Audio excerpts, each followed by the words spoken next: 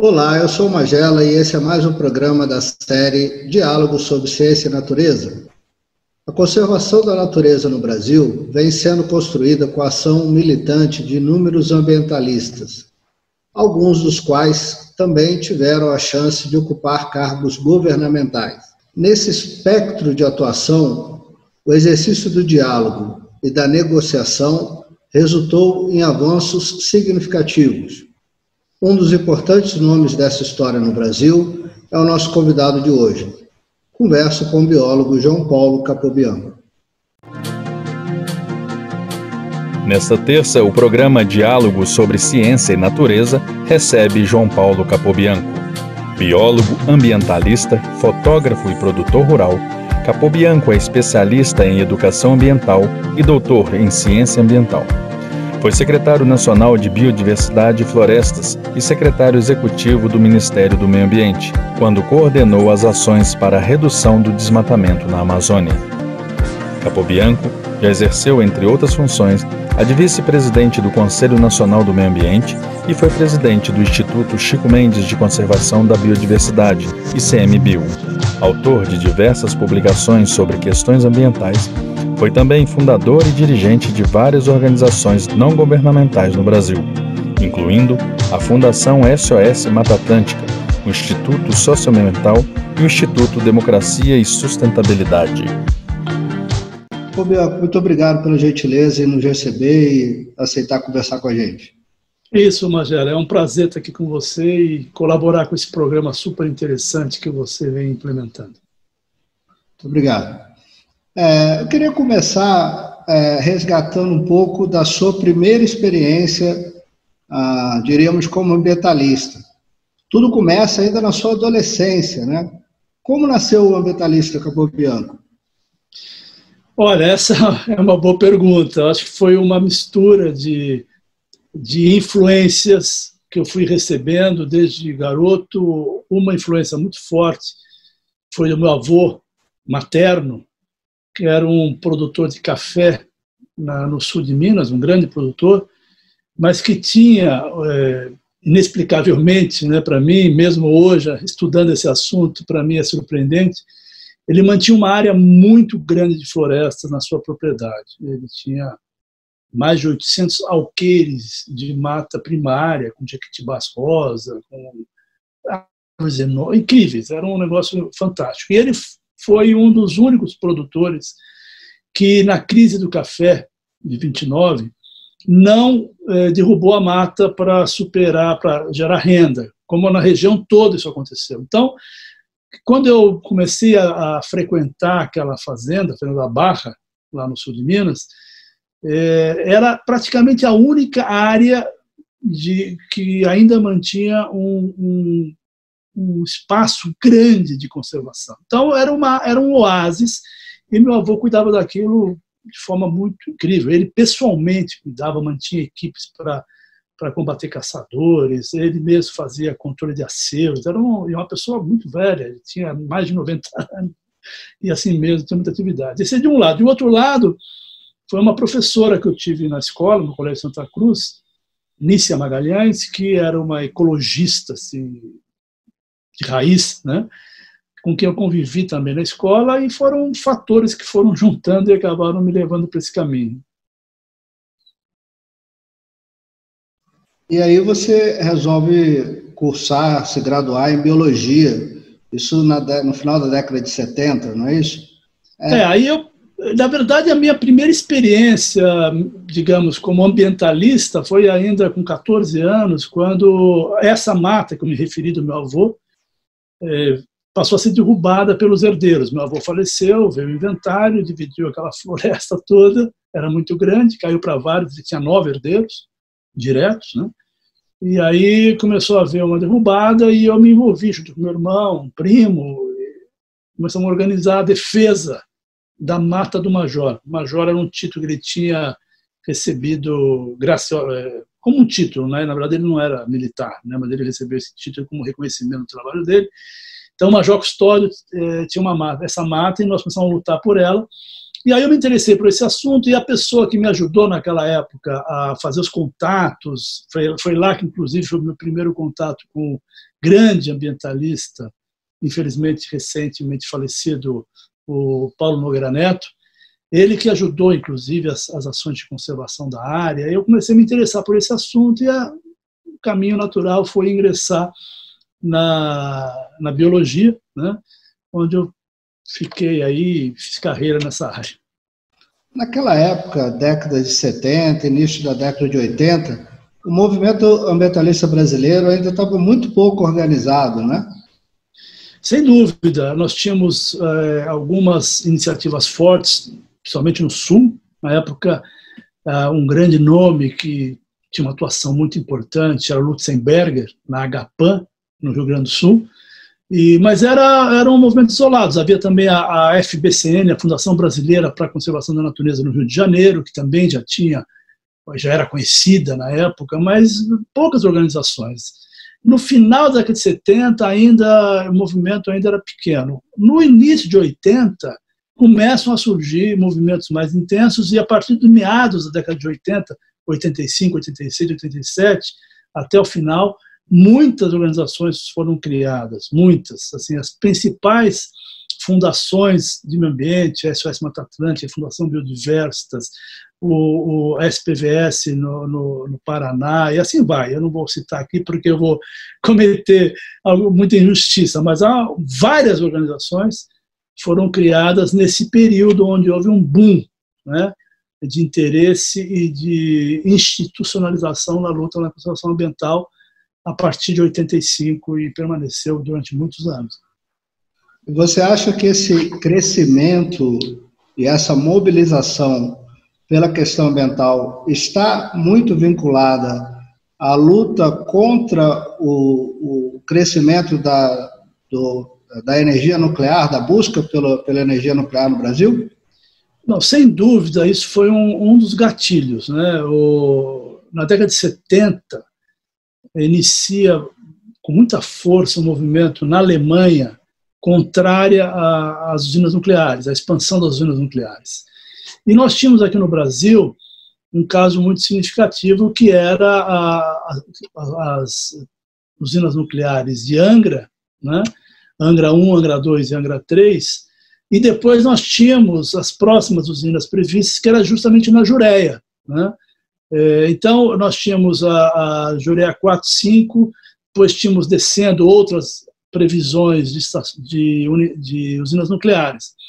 E naquele momento houve um fator interessante, que foi o fato de que o Fernando Gabeira estava exilado na Alemanha, ele participou desse processo, e com a anistia ele veio para o Brasil e, de certa forma, ajudou a catapultar, digamos assim, o movimento contra as usinas nucleares. Eu me lembro que na década de 70, o tema mais importante na questão ambiental no Brasil era justamente as usinas nucleares, do ponto de vista do risco, né, da preocupação, e, simultaneamente, a proteção do Pantanal e da Amazônia. Eu me lembro muito bem que esses eram os temas que dominavam o assunto, né? A Mata Atlântica, que eu acabei me envolvendo pessoalmente de forma muito intensa, veio depois, né? Já no final da década de 80, com a criação da SOS Mata Atlântica, da Fundação Biodiversitas, como eu já me referi, e outras que passaram a se dedicar ao tema da Mata Atlântica. Mas, realmente, a questão nuclear foi um dos elementos que dinamizaram, digamos assim, e estimularam a organização do movimento ambientalista no Brasil no final de 70 e início de 80. E aí, eu, claro, quero falar um pouco sobre a Jureia, mas antes, me chama muita atenção um episódio especial, que é um certo vínculo que existe entre a criação de estações ecológicas e a criação de usinas nucleares. Me parece que o Figueiredo cria essa obrigatoriedade de se criar estações ecológicas no entorno de onde seriam criadas usinas nucleares, é isso? Exatamente. Aliás, isso é considerado uma resposta do governo justamente à pressão ambientalista contrária às usinas nucleares. Isso foi um decreto, o chamado decreto de colocalização entre usinas nucleares e estações ecológicas, que o presidente Figueiredo exatamente assinou no sentido de definir que o entorno dos reatores nucleares no Brasil, né, seriam estações ecológicas. É claro que o objetivo disso tem a ver com a segurança do próprio reator e da sociedade, porque, na verdade, na região de entorno de um reator, você deve evitar e impedir, na verdade, a ocupação humana, dado o risco que isso representa. Então, você tem uma área de exclusão, né? E a junção entre essa área de exclusão com usina nuclear, com estação ecológica, acabou, digamos assim, sendo recebida, na época, com uma resposta do governo à pressão que se fazia contrária às usinas nucleares, né? E tanto é que o decreto da colocalização entre estações ecológicas e usinas nucleares foi assinado no Dia Mundial do Meio Ambiente, uma coisa bastante emblemática que ocorreu na época e que, no final, do ponto de vista da conservação da Jureia especificamente, teve um efeito relativamente importante, porque impediu um grande projeto que se planejava na época, que era de um condomínio vertical de alto luxo na praia do Rio Verde, e com a criação dessa estação ecológica, isso foi inviabilizado na época. A história da conservação no Brasil passa claramente pela conservação da Jureia, né? Tenho entrevistado vários ambientalistas e sempre aparece essa história. A Jureia foi um marco, né? Magela, a Jureia realmente é um marco, porque, digamos que foi o primeiro movimento articulado, muito intenso, de enfrentamento, inicialmente, das usinas nucleares, e, na sequência, da especulação imobiliária, que obteve um apoio muito grande da sociedade, gerou abaixo-assinados, manifestações, passeatas, né? Nós tivemos passeatas na Avenida Paulista, né? Tivemos eventos muito grandes, o envolvimento de artistas, toda isso que ocorre hoje, né? Que a gente tem visto aí, essa mobilização de artistas, de formadores de opinião, em torno de um tema da Amazônia, principalmente atualmente, como se vê, naquela época se fez para a Jureia, que era um espaço, né, geográfico, uma área que, através de uma campanha muito bem sucedida na época, criada pela Associação de Defesa da Jureia, colocou esse tema com muita força na mídia, né, e conseguiu regimentar uma adesão muito forte. Foi realmente um movimento grande, e ele depois serviu de estímulo à criação da Fundação SOS Mata Atlântica, da articulação de outros grupos. Então, muitas pessoas, digamos assim, do movimento ambientalista, em algum momento estiveram envolvidas com o processo de proteção da Jureia, que era, objetivamente falando, uma área condenada, né? Ou, como entorno de usina nuclear, uma área de segurança nacional, ou, posteriormente, como área de especulação imobiliária. Além da Jureia, a região do Lagamar como um todo, principalmente o sul do Brasil, no Paraná, a região do Superagui, também é importante nessa história. Aliás, é o maior remanescente que restou de Mata Atlântica, né? E era uma região muito ameaçada também nessa época, não? De fato, porque, na realidade, nós temos um complexo socioambiental importantíssimo na região sudeste e sul, que inicia-se ali em Peruíbe, no litoral sul de São Paulo, onde começa a Jureia, se estende pelos municípios de Iguape, Cananéia, e vai até Paranaguá, no Paraná, né, até a Ilha do Mel, ali onde você tem o estuário ali de Paranaguá, aquela região toda. Então você tem ali um complexo que junta a floresta ombrófila densa, né, muito pujante, ali em todo o Vale do Ribeira. Você tem uma planície de restinga de dimensões enormes. Chegamos a ter, em alguns pontos, mais de 100 quilômetros de distância entre a linha de costa até a serra, numa enorme planície de restinga, e nós temos uma formação de manguezais que tem início ali em Iguape, vai até Paranaguá, que constituem um dos maiores berçários do Atlântico Sul, né? Então, de fato, é uma área de extrema importância e que permaneceu conservada até os anos 60, 70, e que, a partir daí, com os riscos e as ameaças, por exemplo, a construção da BR-101, né, que vai ao longo do litoral, estava prevista para ela cortar a Jureia e cortar toda aquela região do que nós chamamos Lagamar, né? E isso, o movimento ambientalista impediu a construção dessa estrada, obrigou ela a subir pela serra, desviando dessa região. Depois, a criação de várias unidades de conservação, áreas de proteção ambiental, inúmeros projetos de recuperação foram implementados. Então, ali, realmente mobilizou muito esforço, né? E os resultados são muito relevantes do ponto de vista da conservação de uma área tão extensa que permanece até os dias de hoje como um dos principais, se não o mais importante, berçário do Atlântico Sul. E acho que, especificamente, o Parque Nacional de Superagui é um belo exemplo de como é importante você preservar uma área, porque ele foi transformado em parque antes mesmo da descoberta do mico-leão da cara preta, uma espécie raríssima, né, e praticamente endêmica, com alguma exceção fora do parque, não é isso? Com certeza. O movimento de criação do parque vem em função do risco que havia, tanto de ocupação e especulação imobiliária, como também de exploração mineral. Havia um projeto grande de exploração de areia basáltica, havia lá uma série de interesses minerais, né? E foi uma luta grande, sabe? Porque nós tínhamos envolvidos aí pessoas de altíssimo escalão, no governo federal, inclusive, com interesse naquela exploração. Então, a criação do parque foi algo realmente, foi uma luta muito intensa. E após a criação do parque, que na verdade se deu pela beleza paisagística, pela importância da região do ponto de vista ambiental, né? Depois que ele foi criado, os estudos vieram e começaram a revelar que, além de tudo aquilo que havia motivado a criação, havia o mico-leão endêmico na região, havia uma série de outros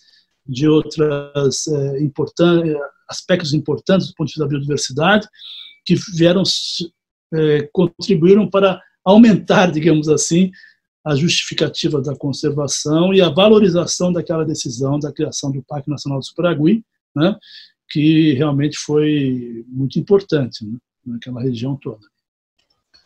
Desculpe insistir um pouco nessa região, mas é porque eu estudo ali há 20 anos e eu queria ouvir a sua opinião a respeito de uma grande questão que sempre envolve quando se fala especificamente em Guaraqueçaba, que é a questão do isolamento.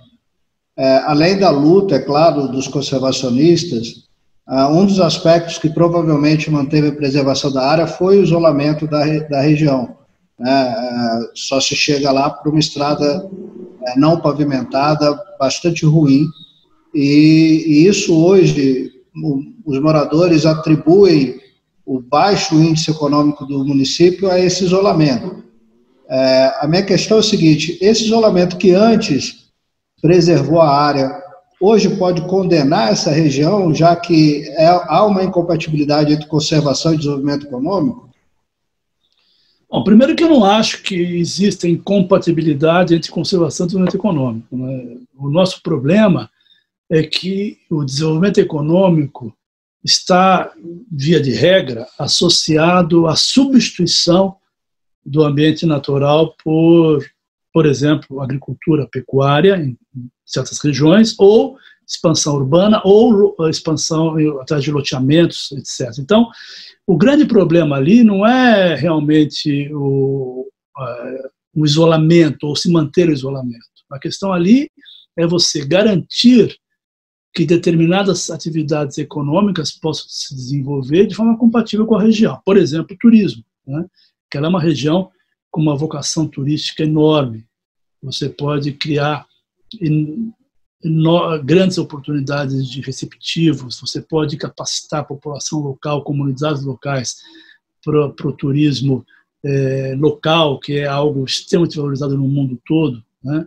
Você tem opções de indústria de baixíssimo impacto ambiental, de utilização de produtos locais, né? Pequenas indústrias, evidentemente, não estamos falando de grandes indústrias, mas você pode ter processos de beneficiamento de produtos locais, você pode ter o turismo associado a avistamento de aves, que é algo que cresce no mundo todo, gera muitos recursos para as populações locais, que são guias, que fazem a recepção dessas pessoas. Você tem arranjos que podem ser feitos. E, evidentemente, que a infraestrutura ela é necessária, né? Porque nós temos, esse é um aspecto importantíssimo na conservação que nós temos que sempre lembrar. Você tem populações residindo nessas regiões, né? E essas populações necessitam de melhorias, de atendimento, de infraestrutura, de escola, de comunicação, ou seja, assistência médica, etc. Então, você tem o que falta no Brasil, aí nesta região, isso é evidente, é um planejamento, uma ação afirmativa por parte do poder público, em associação, evidentemente, com setores privados, para você garantir que essas regiões permaneçam conservadas e que elas possam desenvolver alternativas econômicas que beneficiem as comunidades locais de forma compatível com a conservação dos atributos naturais que justificam e justificaram toda essa proteção que deve ser mantida. Então, é uma questão de planejamento, de estruturação de ação e de proativismo. Infelizmente, Magela, no Brasil, o proativismo do governo vai até a criação da unidade de conservação, né? Depois, isso praticamente paralisa, a implantação é muito lenta, o desenvolvimento local e o aproveitamento dessas áreas como indutoras do desenvolvimento sustentável também não ocorre, né? Então, de fato, falta muita ação consistente de planejamento e atuação firme do governo, principalmente, para que isso seja resolvido de forma satisfatória. Bom, eu queria voltar agora à década de 80. Você disse aí um pouco sobre a preocupação com a Amazônia, com o Pantanal, mas revendo um pouco a história e conversando com as pessoas, me parece que realmente um movimento organizado de mobilização surge, de fato, com a SOS Mata Atlântica, com a conservação da Mata Atlântica. A gente via iniciativas isoladas com Chico Mendes e os seringueiros na Amazônia, um ou outro movimento no Pantanal. A minha pergunta para você é o seguinte: você acha que nós demoramos muito, enquanto sociedade, a perceber a importância dos outros biomas brasileiros, e isso trouxe como consequência o status quo desses biomas hoje? Olha, eu diria, Magela, que até hoje, né, a sociedade brasileira ainda tem um foco muito intenso na Amazônia, né? Esse é um fato real hoje, né? Embora, a partir do final da década de 80, todo o movimento em defesa da Mata Atlântica tenha conquistado uma relevância grande e a Mata Atlântica tenha entrado, digamos assim, no radar, né, da sociedade e no inconsciente coletivo também. Hoje, quando se fala de conservação no Brasil, a Mata Atlântica vem com muita força também, graças ao trabalho de um conjunto muito grande de organizações. A SOS Mata Atlântica teve um papel muito importante porque ela assumiu o próprio nome, né, do bioma no seu próprio nome, incluiu ele. Então, criou uma conexão muito forte e teve uma capacidade muito relevante de colocar esse tema para a sociedade através de campanhas muito bem sucedidas. A SOS Mata Atlântica foi uma organização que soube vincular a questão da conservação com a comunicação, né, envolvendo campanhas profissionais, né, feitas de forma gratuita por agências importantes de propaganda, e acabaram criando campanhas muito inteligentes que geraram maior divulgação, né, do tema.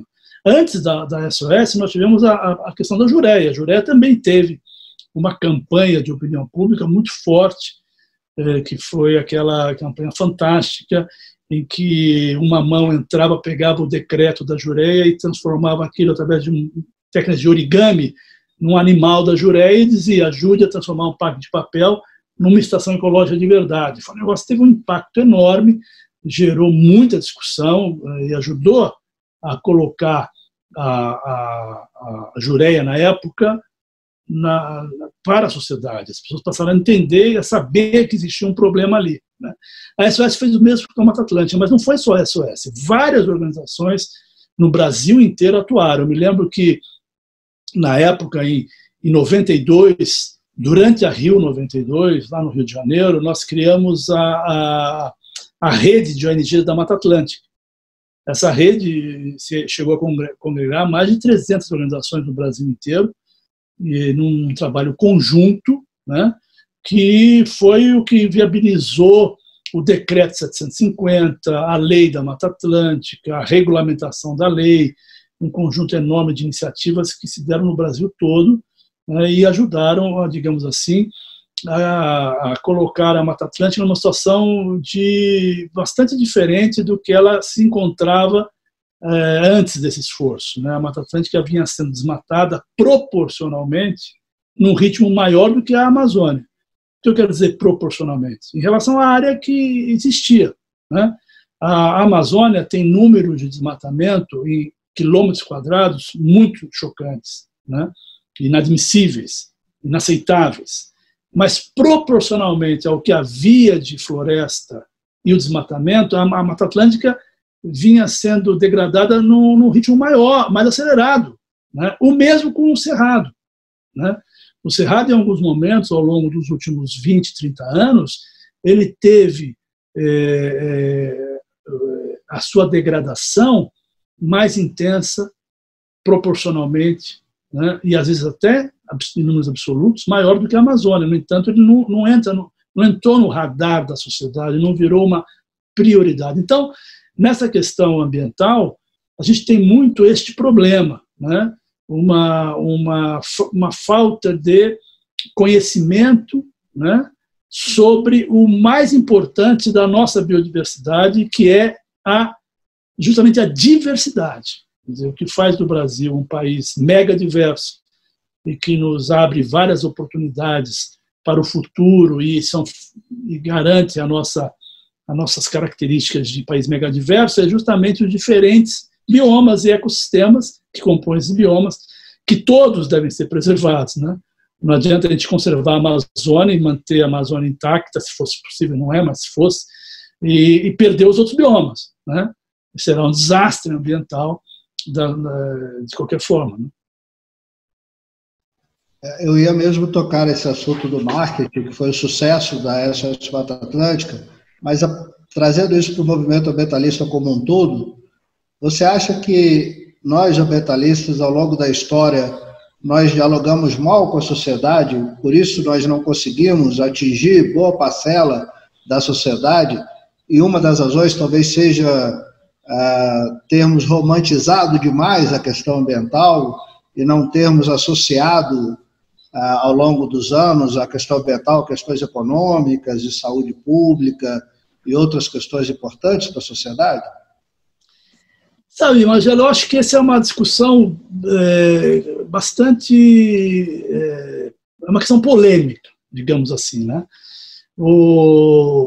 Se há um grupo, né, que foi capaz de pegar uma questão absolutamente fora da agenda de governos, da sociedade como um todo, né, e colocá-la como prioridade num tempo muito curto, foi o movimento ambientalista, né? Vamos pensar bem, quer dizer, qual outra questão, né, de interesse geral da sociedade que ganhou relevância num período tão curto. Nós estamos falando aí de 30, 40 anos de uma atuação mais relevante. Olha, vamos pensar bem, a Rio 92, que foi a maior conferência, a maior reunião de líderes mundiais sobre um tema que não fosse guerra, que não fosse temas radicais, né, mas um tema que no caso era o tema ambiental, que era um tema praticamente pouco debatido, mas desde 92 nós somos capazes, esse processo todo, não nós, mas esse processo da questão ambiental, onde os ambientalistas tiveram um papel decisivo, né, isso já virou uma questão mundial. As convenções internacionais são dessa época. Então, digamos assim, ao mesmo tempo em que nós temos dificuldade de levar essa questão para o cidadão, né, para a sociedade em geral, nós somos capazes de colocar isso na Constituição, nós somos capazes de colocar isso nas grandes convenções, nós fomos capazes de tornar esta questão algo que não pode ser ignorada por nenhum governo, né? Apesar de nós termos atualmente um governo que ignore, por incrível que pareça, mas isso gera problema para o próprio governo. Você vê, hoje nós estamos assistindo isso, né? Um governo que ignora a questão ambiental vem enfrentando grandes dificuldades, inclusive políticas, no plano nacional e internacional, né? Por negar a relevância das questões ambientais. Agora, a nossa falha aí é justamente, e eu não sei bem se a nossa falha, como é que isso ocorre, mas o cidadão, a pessoa, né, o cidadão comum, digamos assim, não incorporou essa questão na sua ação cotidiana. Então, como é que a gente vê, por que eu digo isso, né? Como é que a gente pode constatar isso? Eleições, por exemplo. A questão ambiental nunca é um fator decisivo para a maioria da população na hora de decidir voto. Isso é um fato concreto. O cidadão brasileiro apoia a conservação, mas não pratica os atos do seu cotidiano, que estão ao seu alcance, para ajudar nas ações de conservação, né? Seja na degradação ambiental, seja na reciclagem do lixo, por exemplo. Então você tem uma certa contradição entre um apoio que a população sempre manifesta em qualquer pesquisa de opinião, por exemplo, sempre se manifesta favorável, né? Mas que na prática não incorporou isso. Então tem aí uma diferença. Eu queria bem destacar isso, sabe, Magela, porque capacidade para tornar a questão ambiental prioridade nós tivemos, capacidade para incluir as questões ambientais nas políticas públicas nós tivemos, né, nacionais e internacionais, mas essa relação direta com a sociedade nos deixou a desejar, nós ainda não conseguimos superar essa barreira. Bom, eu sei que você participou ativamente de reuniões preparatórias para a Rio 92. Eu queria saber se o Brasil estava se preparando bem para receber a conferência. E também queria que você falasse um pouco sobre o Fórum Brasileiro de ONGs e Movimentos Sociais, criado naquele momento. O processo da Rio 92 foi um processo riquíssimo, né? Principalmente pela articulação que ele estimulou, né? Houve uma articulação de setores que até então não se relacionavam de forma sinérgica. Muitas vezes, ao contrário, muitas vezes divergiam. Quais eram esses movimentos? O movimento ambientalista, de um lado, e o movimento social, de outro, né? Até os processos pré-Rio 92, a partir dos anos de finais aí da década de 80, 89, 90, quando a Rio 92 vira um fato, digamos assim, ou seja, no momento em que se definiu a agenda, no momento em que se consagrou que o Brasil seria o país sede da Rio 92, ou da Eco 92, isso estimulou uma verdadeira revolução no Brasil. Por quê? Porque as organizações que lidavam com esse tema, né, começaram a buscar formas de interagir, de colaborar com essa conferência que viria para o Brasil alguns anos depois, né? E o interessante é que a Conferência do Rio, ela, diferentemente da de Estocolmo, que ocorreu 20 anos antes, a do Rio, ela trouxe a questão do desenvolvimento e da sustentabilidade, ou seja, desenvolvimento sustentável, né? Na verdade, ela não era uma conferência de meio ambiente, né? Era uma conferência de desenvolvimento também, desenvolvimento e meio ambiente. Então, quando essa pauta foi colocada assim, justamente em função do relatório Brundtland, que foi coordenado pela Gro Brundtland na época e que promoveu o relatório Nosso Futuro Comum, todo o processo teve início com a discussão deste relatório. E este relatório, Nosso Futuro Comum, fez a articulação de forma muito inteligente e inovadora da questão do desenvolvimento como um dos elementos fundamentais para que você tivesse uma solução para a sociedade, incorporando a inclusão social, o desenvolvimento econômico e a conservação como um elemento fundamental do próprio desenvolvimento. Então, isso aí fez com que essas organizações se juntassem e decidiram juntas criar o Fórum Brasileiro de ONGs e Movimentos Sociais. E foi um processo riquíssimo, sabe, Magela, porque o Fórum chegou a ter mais de 1.300 organizações integrantes. Nós fizemos vários encontros nacionais, né?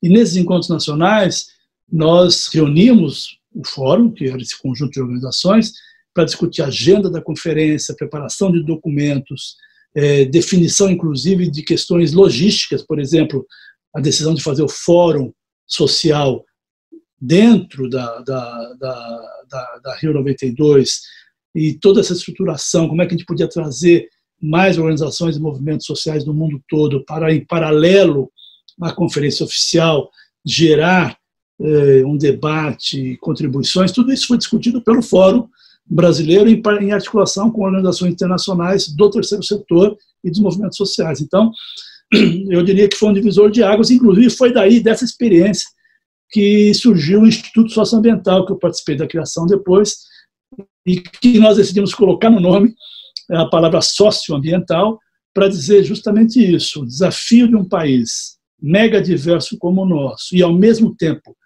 com uma enorme diversidade étnica, cultural e social, o desafio nosso é articular essas questões, né? Meio ambiente, diversidade ambiental e diversidade social numa agenda comum que pudesse, de fato, promover um novo tipo de desenvolvimento, né?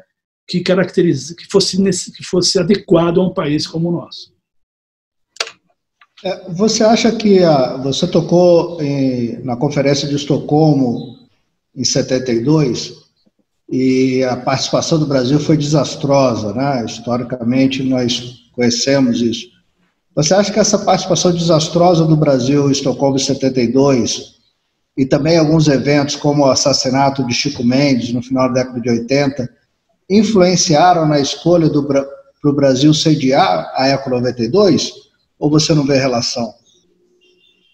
A minha pergunta é, o Brasil sediar 92 era uma forma do Brasil melhorar a sua imagem perante o mundo nas questões ambientais, ou você não vê relação com isso? Olha, a decisão de se fazer a conferência no Rio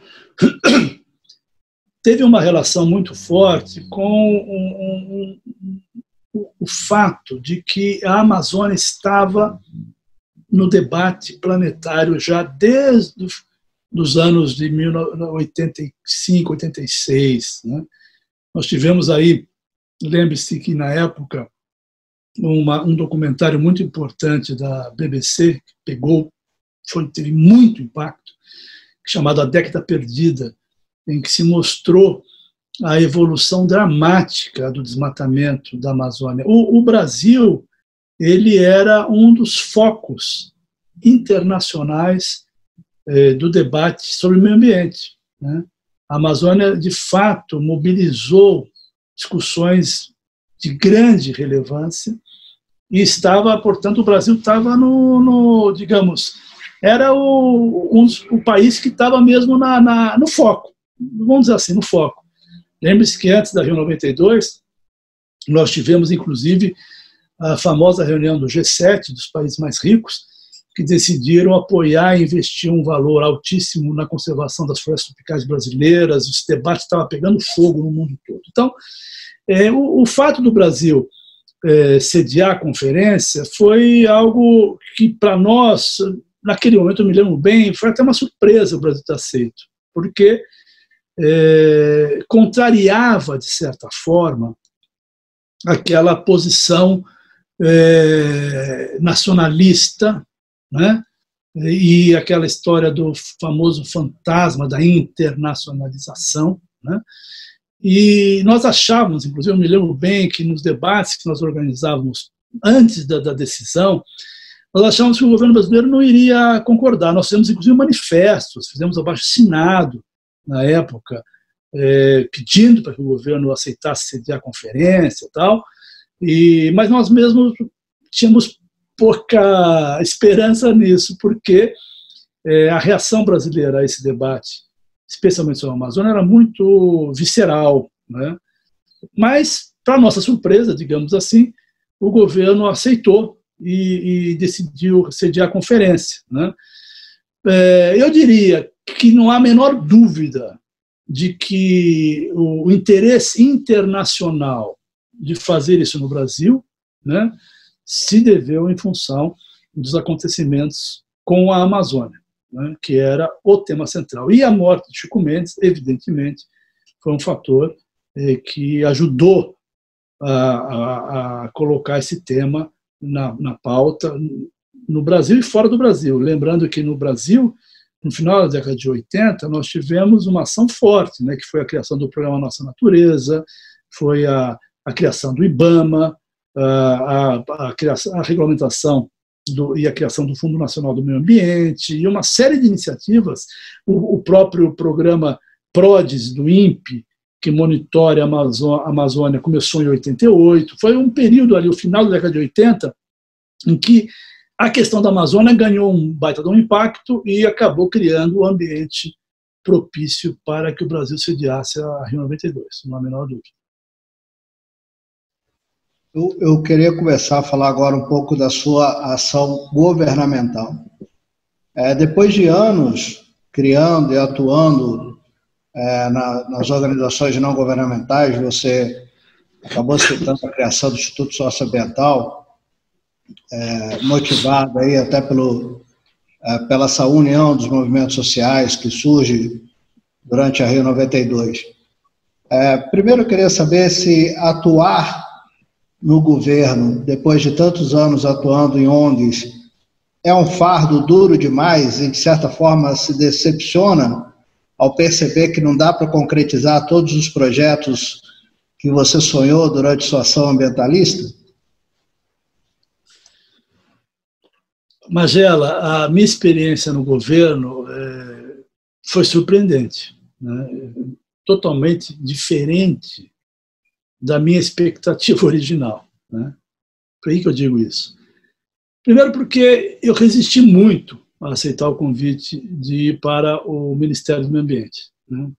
Essa resistência se deu por um problema pessoal familiar, quer dizer, eu não queria desarranjar a minha família, que estava muito bem em São Paulo. Eu estava no meu segundo casamento, tinha uma filha pequena, né? Eu não queria bagunçar a minha vida pessoal de um lado, estava num momento riquíssimo do Instituto Socioambiental, o ISA ia muito bem, ou seja, eu estava realizando muito contente com o trabalho no ISA, né?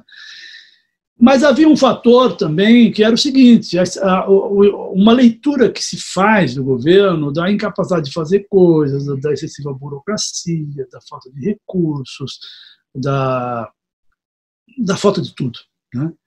Então, foram longos debates entre comigo, meus amigos, minha mulher, sobre essa questão, e eu relutei muito para decidir. A decisão de ir para o Ministério, no final das contas, quer dizer, por que eu acabei indo se eu tinha tanta resistência, havia tantos fatores contrários. A decisão de ir foi a leitura também feita por mim e pelas pessoas com quem eu conversei sobre esse assunto na época, de que era um momento único, né? Nós tínhamos um novo governo, um governo que chegava com muita força, um governo popular, tal, e tínhamos uma escolhida já, uma ministra, que era a Marina Silva, que era uma pessoa extremamente comprometida com a questão ambiental, uma pessoa que fez a sua vida, né, nessa questão, né? Então havia ali uma certa... era uma novidade, né? Poxa vida, nós temos um governo novo, cheio de gás, um governo popular, com uma eleição muito importante e tal, e temos uma ministra com uma trajetória impecável, né? Poxa, nós temos que ajudar. Como é que a gente vai agora dizer que não vai colaborar, né? Estranho, temos que ajudar. E aí, foi daqui, foi de lá, acabei indo, né? E eu diria para você que as expectativas que eu tinha, né, de que seria quase impossível realizar coisas relevantes estando no governo, em função das dificuldades, foram totalmente revertidas, porque eu considero que a capacidade de realização que nós tivemos no período em que estivemos lá foi muito grande, né? E conseguimos avançar vários itens da agenda ambiental que nós sonhávamos em concretizar e que a gente não conseguia justamente por uma falta de uma ação mais afirmativa do governo. A minha avaliação é muito positiva dos resultados. Eu acredito que tivemos grandes vitórias e conquistamos questões bastante relevantes no período em que estivemos no governo. No momento em que isso começou a ficar claro de que isso não ia continuar, ou seja, a possibilidade de continuar avançando com a agenda, de continuar obtendo novos resultados importantes. Quando nós vimos que isso aí estava, essa janela de oportunidade, né, estava acabando, nós saímos do governo, né?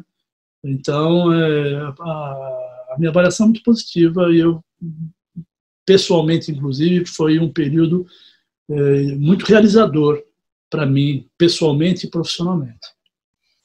Talvez um dos mais importantes avanços foi quando você coordenou o grupo de trabalho interministerial de prevenção e controle do desmatamento da Amazônia, né, considerado um dos mais importantes programas de coordenação do desmatamento e talvez o melhor momento da história recente de controle do desmatamento na Amazônia, né? Como foi negociar esse acordo interministerial, Capobianco? Olha, essa é a questão da criação e implementação do PPCDAM, que é o Plano de Prevenção e Controle do Desmatamento na Amazônia, foi algo assim realmente fascinante do ponto de vista de experiência, tanto do ponto de vista concreta de você implementar política pública, como de negociação política para viabilizar esse plano, né?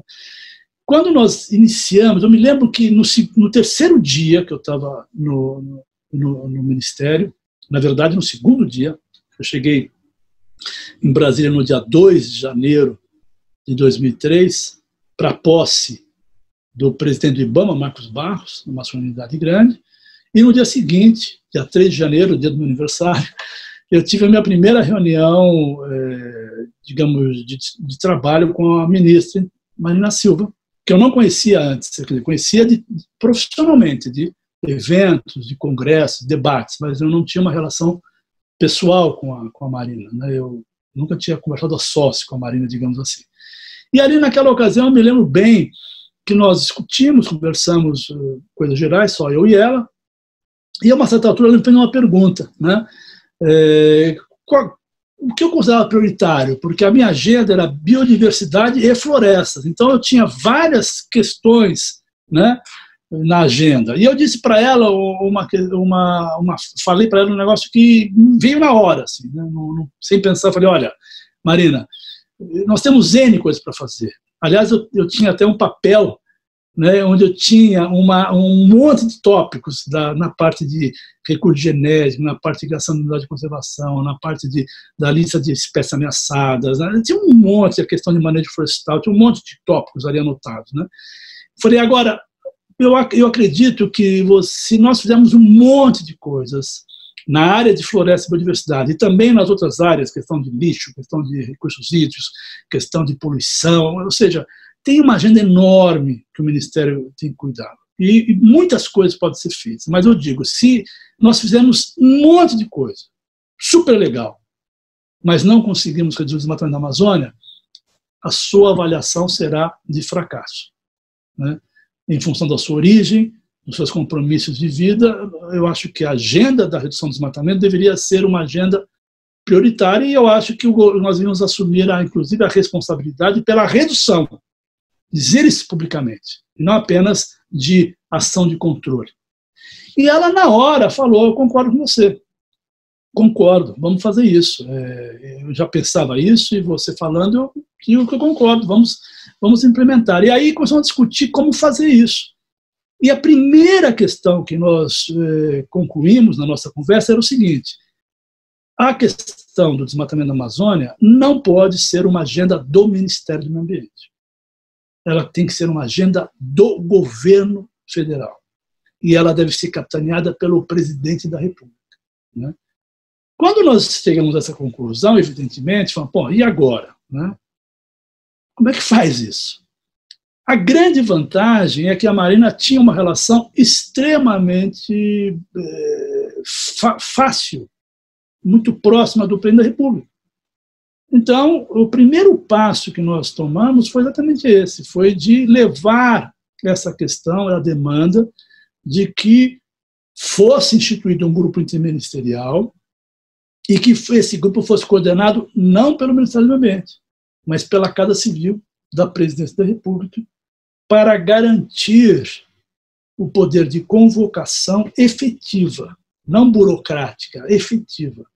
E aí nós iniciamos a negociação do decreto, sabe, Magela? Foi uma negociação duríssima, porque, conforme nós havíamos discutido lá no dia 3 de janeiro, nós queríamos que o decreto dissesse que o objetivo daquele grupo era reduzir o desmatamento.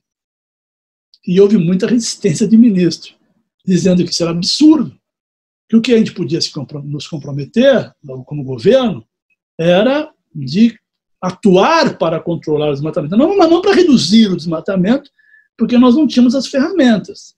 E aí teve o primeiro grande embate, que a Marina saiu vitoriosa, dizendo o seguinte, que ou nós assumimos o compromisso de reduzir o desmatamento, né, ou não vale a pena, porque simplesmente dizer que vai agir para controlar um desmatamento que estava, na época, a 25 mil km² por ano, e com projeções de subir, né, nós pegamos o pico ascendente, e aí nós conseguimos que o decreto fosse nesse termo, conseguimos um arranjo governamental bastante forte.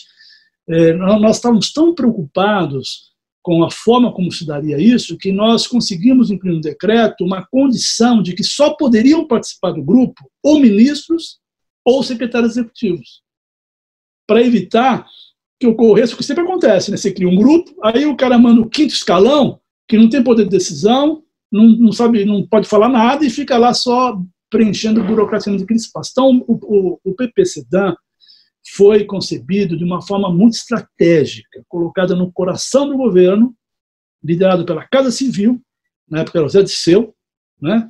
E ministros de Estado ou secretários executivos. E colocou uma coisa fundamental, estabeleceu um prazo até o final de 2003, que era o primeiro ano de governo, para que fosse feito um plano de prevenção e controle do desmatamento, com metas, com orçamento, com responsabilidades, e que isso fosse apresentado ao presidente da República. Então, nos deu, digamos assim, a faca e o queijo, né, no sentido positivo da palavra, para atuar dentro do governo, para puxar as expertises dos diferentes ministérios e para puxar o orçamento dos ministérios, porque o PPCDAM, Magela, ele foi lançado em 2004 oficialmente, sem dinheiro novo. O orçamento do IPCDAN era de 400 milhões de reais. Na época era uma fortuna, né? E não era dinheiro novo, não era dinheiro que tinha que ser colocado, era dinheiro que estava nos ministérios, nos plano plurianual dos ministérios, nos planos plurianuais do ministério, nos PPAs, que nós amarramos no plano, e os ministérios, então, passaram a executar as ações com recurso humano próprio e com recursos financeiros próprios. Por isso que o plano saiu realizando em 2004, e logo no primeiro ano já começou a dar resultado, né? Então foi uma experiência realmente excepcional. Bom, eu queria agora falar um pouco do CONAMA, Conselho Nacional de Meio Ambiente, que você foi vice-presidente e deve ter presidido muitas reuniões, né? Como você vê a importância do CONAMA e essa reestruturação que aconteceu com a justificativa de enxugar e tornar ele mais operante? CONAMA é um espaço, era um espaço preciosíssimo de governo, né? Por quê? Porque governar, na minha visão, e eu acho que é o que dá certo, é você fazer uma ação que ouvir a sociedade. Por que isso? Porque a sociedade tem informações altamente relevantes, e mais do que informações, a sociedade tem proposta de soluções muito consistentes. As pessoas das organizações não governamentais, do setor empresarial e de outras redes de articulação da sociedade estão no campo, estão no dia a dia, estão lidando com os problemas onde eles ocorrem. E sempre são mais competentes para propor soluções do que o governo, que está com informações secundárias, né?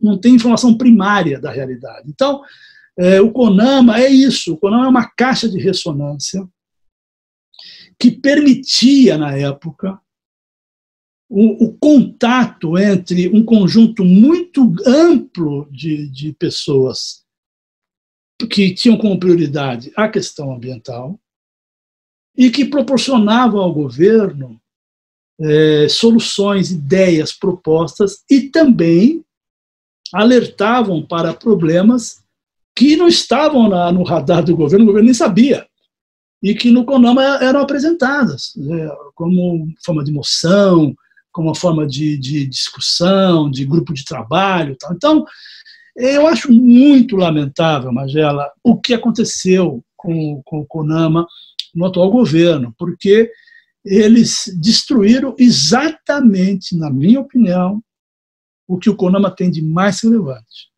que é essa ampla participação. Era o maior conselho participativo da República, né? Nós tínhamos mais de 100 pessoas participando das reuniões, né?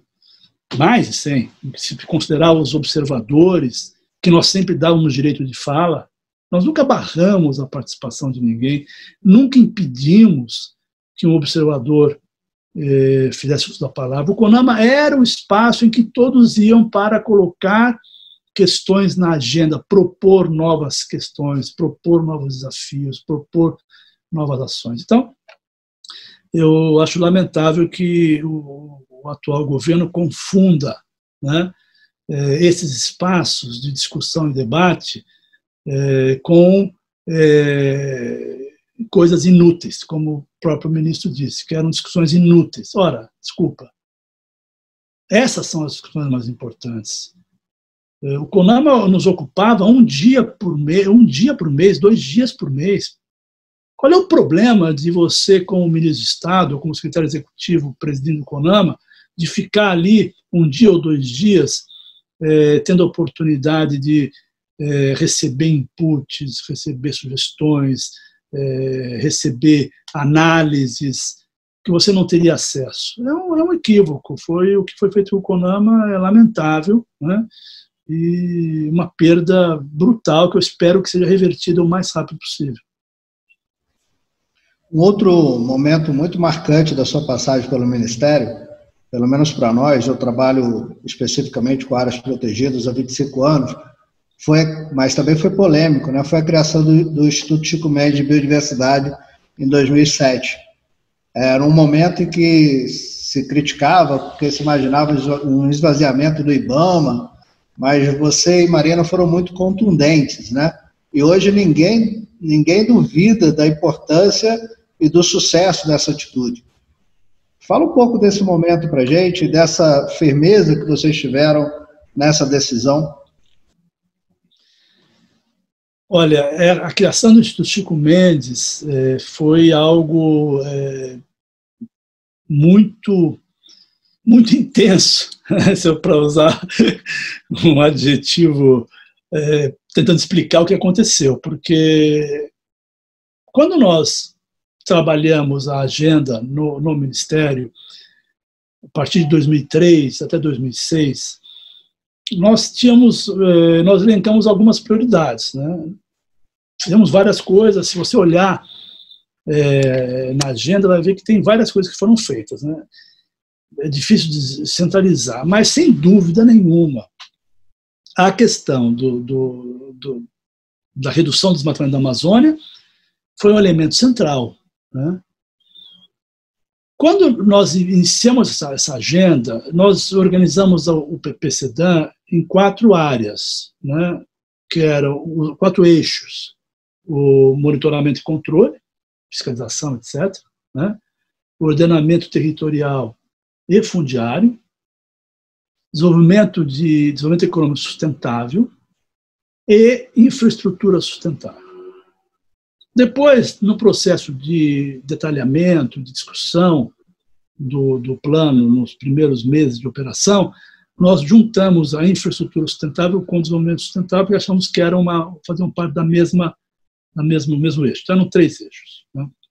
No eixo de ordenamento fundiário e territorial, nós discutimos uma coisa que, para nós, era central, e até hoje é central na agenda, que era você destinar as florestas públicas, ou não necessariamente públicas, mas prioritariamente as públicas, que tivessem vocação para a conservação, tivessem justificativas, destiná-las rapidamente para isso.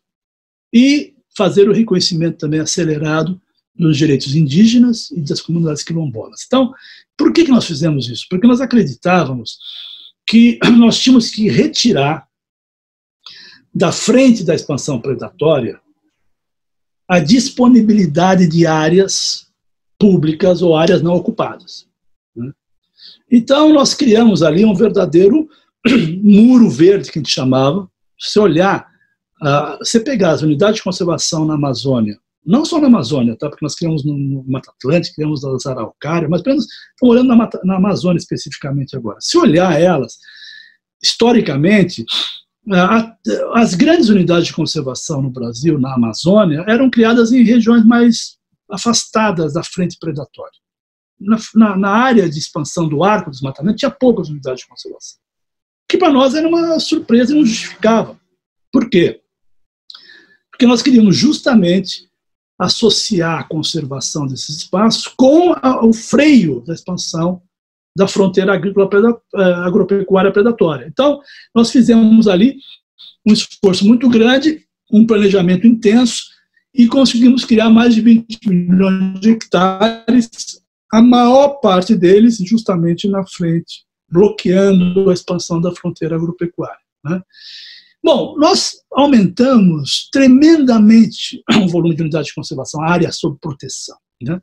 Na sequência, veio a discussão sobre a capacidade do governo de implementar essas áreas, de dar consistência a esses atos de criação, né? E aí passamos a discutir os mecanismos. Ora, era óbvio para nós, que não dava mais para o Brasil não ter uma instituição vocacionada para isso, né? O IBAMA, importantíssimo, ele tem uma agenda multissetorial, várias ações.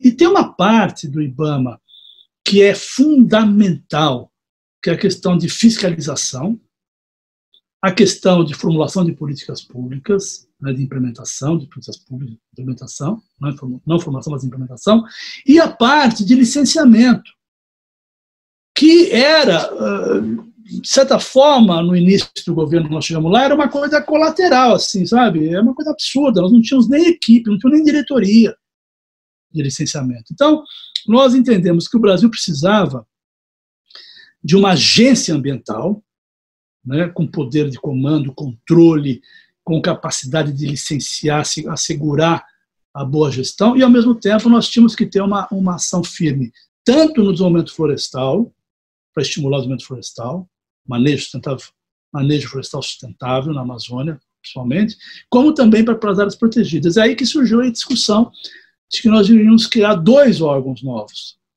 Um para as florestas públicas, o Serviço Florestal Brasileiro, e o outro para as unidades de conservação. No caso, ficou o Instituto Chico Mendes. O nome Chico Mendes deu, inclusive, no sentido de sinalizar claramente que não era aquela proposta que havia de criar o IBUC, que era o Instituto Brasileiro de Unidades de Conservação de áreas de produção integral. Não era essa, era a vocação de trabalhar realmente o conjunto das UCs, integrais, produção integral e desenvolvimento sustentável, reservas extrativistas, RDS, etc. Então, foi isso. Aí nós pusemos essa agenda na mesa. E a reação foi aquela que todo mundo acompanhou, tá certo? Eu me lembro que na reunião que nós apresentamos essa agenda para o presidente da República, né, eu me lembro que ele, de imediato, foi impressionante, de imediato o presidente falou, olha, eu concordo, é fundamental fazer isso, e eu estou disposto a apoiar e ajudar a instituir esses 2 órgãos, etc. Agora, quais são os riscos? Né? Eu me lembro que a Marina disse, olha, o risco é greve no IBAMA. Né? O IBAMA não vai reagir corporativamente contra. Né? E aí o presidente falou, olha, ossos do ofício. Né? Se a medida é necessária, vamos trabalhar para convencer o IBAMA, para explicar, e se não for possível explicar, vamos agir com os instrumentos de governo para fazer, e fizemos. Né? Então, foi um período muito duro, né, onde várias fake news, todo mundo fala da fake news agora, mas fake news existe há muito tempo, viu? Posso te garantir, lá as fake news eram totais, dizendo que a gente queria acabar com o IBAMA para poder acabar com o licenciamento ambiental. Ao contrário, nós queríamos um IBAMA muito mais forte, rigoroso e competente no licenciamento ambiental e na fiscalização. Isso que nós queríamos. E, ao mesmo tempo, um órgão que fosse mais estratégico, tivesse planejamento de longo prazo e tivesse a responsabilidade objetiva de implementar, porque como essa questão ficava diluída no IBAMA, nunca era uma agenda que se pudesse cobrar muito. Por que não implementou? Porque estava cuidando de fiscalização. Por que não veio? Porque estava fazendo tal coisa. Criando órgão não tinha mais desculpa, né? Quer dizer, a agenda é essa, e foi difícil, mas eu acredito que hoje o resultado está aí, e isso vem fortalecendo a agenda da conservação, e eu fico muito feliz de ter participado desse processo, inclusive de ter sido o primeiro presidente, né? Porque como era tão polêmico, tão tumultuado, nós decidimos que eu deveria acumular a Secretaria Executiva e a presidência do Instituto Chico Mendes até a estruturação dele, que, diga-se de passagem, foi o primeiro órgão do governo federal na área do meio ambiente que teve o presidente escolhido por comitê de busca. Né? Isso nunca tinha ocorrido. Né? Foi criada uma comissão, integrada inclusive pelo Paulo Nogueira Neto, saudoso, e outros, Fábio Feldman, grandes personalidades do ambientalismo, e especialistas na questão da conservação, Cláudio Pádua e outros, que constituíram uma comissão fizemos uma chamada para um anúncio, né, de vaga, recebemos dezenas de currículos, fizemos uma análise, e o primeiro presidente do Chico Mendes, logo que eu pude passar o cargo, que foi o Rômulo, né, Rômulo Melo, infelizmente falecido, precocemente falecido, um grande profissional, um grande funcionário público, ele foi escolhido por esse comitê de busca, que deu muita força, inclusive, para a sua gestão que eu considero muito bem sucedida nos anos seguintes. Eu queria ainda falar um pouco mais sobre o Instituto Chico Mendes e aproveitar, lembrar que você foi o primeiro presidente, como você falou, e tocar num assunto que às vezes me incomoda um pouco, que são essas duas correntes que existem no movimento ambientalista entre os chamados conservacionistas e os preservacionistas. Aqueles que consideram que as unidades de conservação só funcionam se forem de proteção integral e aqueles que acham que não, só as de uso sustentável, né? Primeiro eu queria saber como você trabalhou isso dentro do Instituto Chico Mendes e dentro do próprio Ministério, e qual a sua opinião a respeito, e se você acha que essa briga enfraquece a própria história das unidades de conservação, que no Brasil, historicamente, o processo de criação é considerado excludente. Você concorda com essa afirmativa? Olha, Magela, o processo da criação das unidades de conservação passaram por vários momentos, né? Nós tivemos momentos ao longo da história em que a criação das unidades de conservação eram feitas em gabinete, né?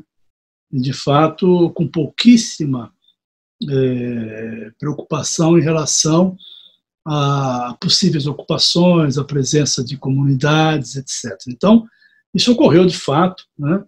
E vários parques e várias estações ecológicas acabaram sendo criadas com problemas em relação a conflitos com moradores. Esses conflitos com moradores, eles precisam ser, na minha opinião, bem qualificados, né? Porque você tem um tipo de ocupante ou morador cuja vocação é a substituição do ecossistema natural, floresta, no caso, cerrado, campos, por uma atividade de produção que não é compatível com o ambiente natural. Esse tipo de conflito você não tem como resolver, a não ser com a relocação, né? Esse é um caso. Se você considera que uma área X tem uma relevância ambiental que justifica a criação, e há nessa área moradores cuja atividade é incompatível com a conservação, você deve promover a criação da unidade, né, que é fundamental para a sociedade como um todo, e de forma justa, correta, respeitosa, promover a desapropriação, o reassentamento e tal. Entretanto, nos casos em que há compatibilidade, onde as populações são populações de baixo impacto, que têm uma relação com o meio ambiente de forma positiva, compatível, sinérgica, nós devemos trabalhar de forma diferente. Nós devemos trabalhar com a compatibilização. E nós temos no nosso SISNAMA, né, e no nosso Sistema Nacional de Unidade de Conservação, o SNUC, nós temos ferramentas e categorias para isso, né? O Brasil foi pioneiro ao criar as reservas extrativistas, a figura da reserva extrativista, que associa conservação com atividade humana relacionada aos atributos naturais daquela região. Então, isso daí é fundamental, e o Brasil avançou muito. Nós temos hoje uma rede de reservas extrativistas bastante grande. Temos também as reservas de desenvolvimento sustentável, que foram criadas com a aprovação do Sistema Nacional de Unidade de Conservação, que também permite uma agenda de coexistência super positiva, né? Agora, você tem alguns fatores que, às vezes, geram conflitos grandes. Quando você tem algumas comunidades que têm compatibilidade, né, em áreas de extrema importância ambiental e biológica, de biodiversidade, de paisagem, né, e essa ocupação é de baixíssima densidade. É o caso da Jureia. Na Jureia nós temos na estação ecológica, sabe que hoje a Jureia é um mosaico, né? Tem parque nacional, tem parque estadual, tem reservas de desenvolvimento sustentável, tem estação ecológica, é um mosaico de unidades, né, de conservação. Fruto, inclusive, da busca, fruto da pressão na busca de organizar melhor a presença humana. Quando a Juré foi criada, Magela, houve na minha opinião, embora eu tenha participado do processo de criação, eu não estava no governo, não fui eu que redigi o decreto, tá certo? Nós tínhamos uma proposta de área muito menor do que foi criada. A Juré foi criada com uma área muito maior do que a que originalmente se previa. Originalmente se falava em 23 mil hectares, e ela foi criada com 79 mil hectares. Né? Chegou a 81 mil hectares, variava um pouco. E aí incluiu muitas comunidades que estavam na região há muito tempo, inclusive agricultores, pequenos agricultores da região do Espraiado, lá no norte, na Serra do Estatim, da Juré. Então, eu acho que essa inclusão foi equivocada e acabou gerando conflito, acabou criando problema com a comunidade, acabou gerando muitos problemas. Várias comunidades saíram da Juré em função disso. E agora, depois de muito tempo, se fez uma tentativa de reparação, criando esse mosaico para resolver esse problema, mas não resolveu tudo. No caso da Juré, por exemplo, você tem uma ocupação de baixa densidade, baixíssima densidade ainda, e há uma resistência em relação a como compatibilizar a presença dessas famílias na área. Né? Eu sou totalmente contra a uma postura de partir para a incompatibilidade, de retirada dessas populações. Eu acho que elas têm o direito de permanecer e nós temos que atuar de forma adequada no regramento para que isso seja compatível. Né? Não é possível que essa população era compatível antes, tanto que a estação ecológica se manteve, por exemplo, e agora ela deixou de ser compatível simplesmente porque foi feito um decreto. O que define a compatibilidade não é o decreto que criou a área, é o fato histórico real constatado da convivência harmoniosa. Então, eu acho que há um exagero nessa questão, né? Eu acho que essa visão preservacionista versus conservacionista, eu não concordo com isso. Eu acho que o desafio que nós temos sempre é buscar o melhor caminho para a conservação e para o reconhecimento e valorização da diversidade cultural. Eu acredito que isso é possível, não é uma frase de efeito. Nós temos N casos em que isso se demonstra possível. Sempre que você parte para o conflito, você gera mais dano, não só à comunidade, mas também à conservação. Não dá para não falar no momento atual, né?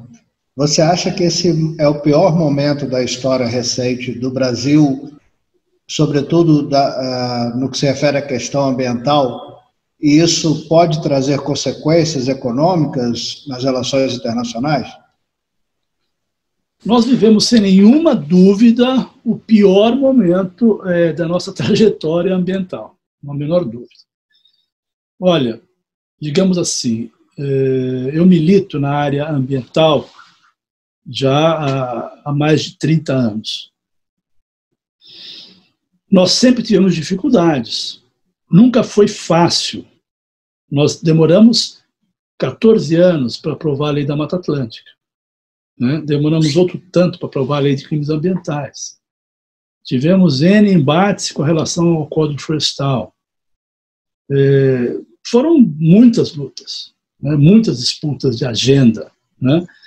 Mas se você fizer um gráfico ao longo desses 30 anos, assim, você vê que houve uma evolução, algum momento com uma grande, depois uma pequena paralisação, depois uma nova evolução, em alguns governos, em alguns momentos mais resultado, mais conquista, em outros menos, mas é uma reta ascendente, né?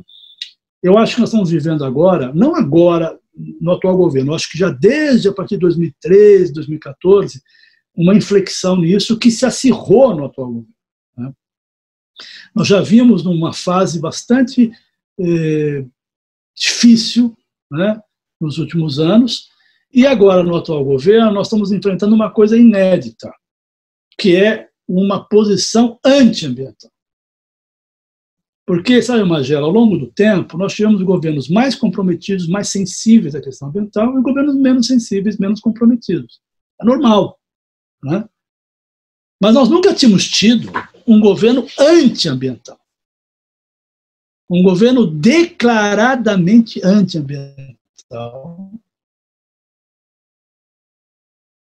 e que atua objetivamente no enfraquecimento da legislação e das ações. Não é um governo que só... É um governo que está pecando pela omissão, que já seria grave. É um governo que está pecando pela ação contrária, que é muito mais grave, né? Esse é um momento muito ruim que nós estamos vivendo, de fato. É o pior momento, eu não tenho a menor dúvida.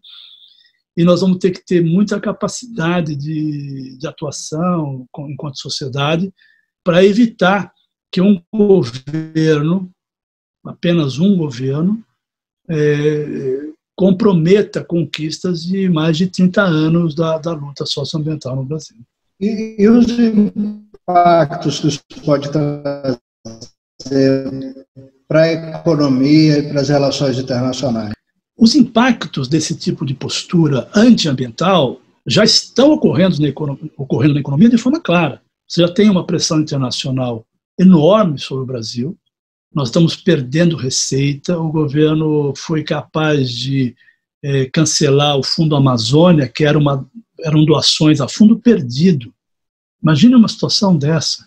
Quer dizer, um país, pelo mérito de ter conseguido reduzir o desmatamento de forma extremamente relevante na Amazônia, e no Brasil como um todo, mas na Amazônia mais especificamente, recebe recursos a fundo perdido para prosseguir na sua agenda afirmativa, e veio o governo e disse que não quer esse recurso, porque considera intromissão, porque considera que esse dinheiro é dinheiro para a ONG, o que não é verdade. Os dados mostram que o Fundo Amazônia financiou muito mais governo, inclusive o governo federal e governos estaduais, né?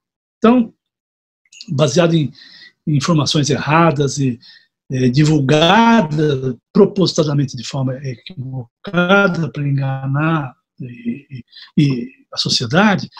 Então, nós estamos vivendo já um momento em que a estabilidade econômica do Brasil passa a ser ameaçada, porque a questão ambiental deixou de ser um aspecto secundário no planejamento, nas relações internacionais, nas questões de financiamento, transferência de recursos, investimentos internacionais e nacionais. Deixou de ser uma questão secundária. É uma questão central, né? O investimento dos grandes fundos são cada vez mais restritivos às questões de degradação ambiental. Os donos dos recursos que estão aplicados nesses fundos não querem que o seu recurso seja usado para promover degradação socioambiental em nenhum lugar do mundo, né?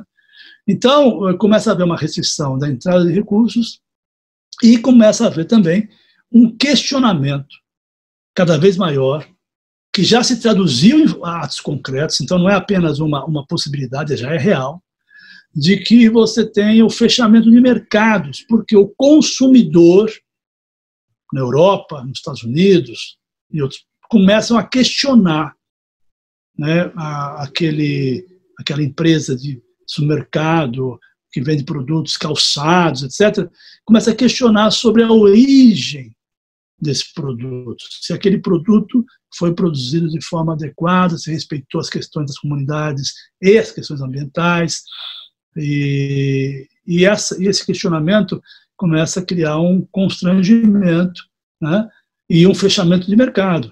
Não é uma novidade, já tem dados, já há anúncios recentes de empresas brasileiras importantes do chamado agronegócio que começam a enfrentar resistência e deixam de ter seus produtos comprados por essas trades, né, internacionais, porque a acusação de que promovem dano ambiental. Então, realmente, essa atuação do governo, ela, além de ser terrível para a questão ambiental, socioambiental, né, porque é contra os índios, é contra a quilombola, é contra tudo, ela também é terrível para a economia, portanto, são ações anti-Brasil, são ações anti-sociedade, são ações anti-brasileiros.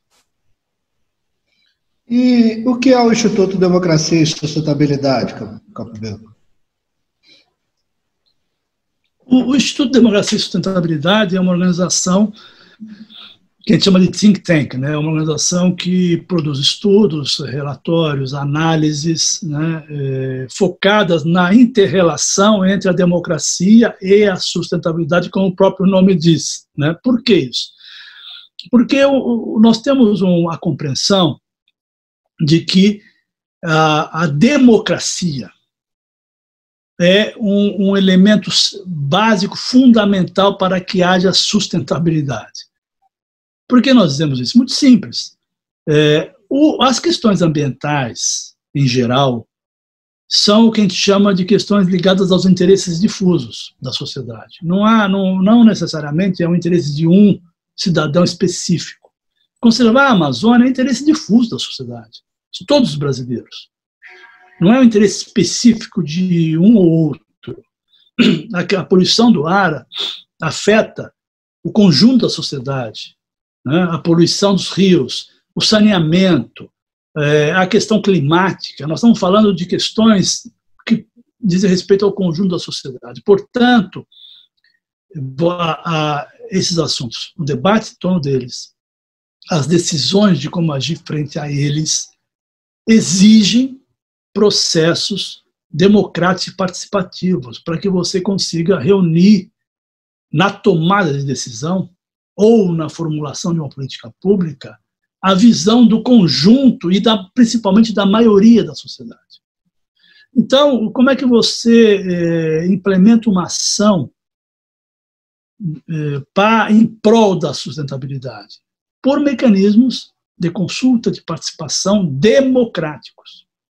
Não há como garantir um futuro melhor para a sociedade brasileira em nenhum lugar do mundo sem que esses processos sejam decididos de forma participativa e democrática. Então, o Instituto ele trabalha nessa vertente. Então, nós temos várias ações, né, voltadas à questão do saneamento como um direito humano e aos processos de participação democrática para que o saneamento, de fato, seja tratado não como uma questão tecnocrática, como é hoje, com soluções tecnocráticas, mas com uma questão de interesse da sociedade que precisa ter uma grande participação na sua formulação. E assim vai, sabe, Magela? Em várias áreas, o Instituto trabalha sempre nessa questão. Como é que nós podemos desenvolver e implementar mecanismos de participação democráticas importantes, relevantes, para influenciar políticas públicas em prol da sustentabilidade. Capobianco, muito obrigado. Foi uma honra para mim, um grande prazer. Te agradeço aí a atenção, a gentileza. Imagina, Magela, foi um grande prazer. Foi um prazer falar com você. Eu tenho visto os programas que você está fazendo, são muito interessantes. Eu acho que constituem um registro muito relevante sobre iniciativas, ações e experiências, principalmente experiências. Eu acho que esse é um fator muito legal. Eu tenho participado em várias oportunidades de conversas com pessoas que estão atuando na área socioambiental ou estão entrando na área socioambiental, ou até com estudantes que estão pensando em avançar nessa área, né?